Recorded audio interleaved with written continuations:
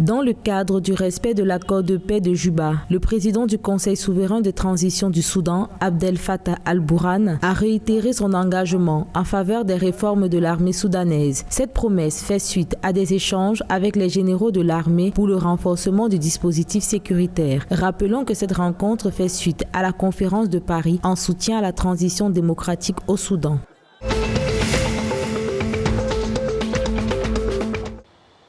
Pour finaliser l'organisation des prochaines élections présidentielles et législatives en Somalie, le gouvernement a organisé le 20 mai 2021 une conférence nationale consultative. Était à l'ordre du jour la mise en place des mesures de facilitation qui mèneront de façon distincte au succès de ces élections. En rappel, malgré l'annonce de la reprise des négociations entre le gouvernement et l'opposition, certains quartiers de la capitale Mogadiscio demeurent sous le contrôle de combattants armés loyaux à l'opposition.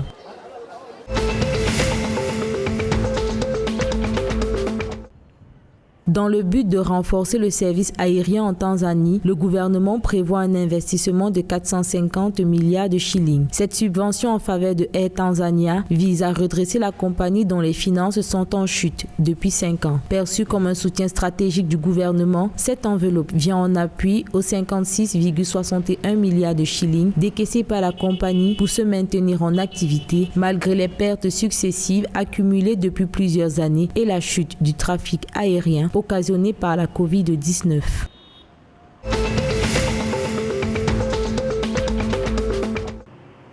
Au Soudan du Sud, l'influence sans ingérence de la Chine a mené des agents de santé à se familiariser avec la langue chinoise. L'objectif, briser la barrière de la langue et communiquer les instructions de l'équipe médicale chinoise aux patients locaux. Selon les agents sanitaires, l'apprentissage de la langue, gage de fraternité entre ces deux partenaires au développement, est un atout crucial dans la facilitation des programmes d'échange médical entre la Chine et le Soudan du Sud.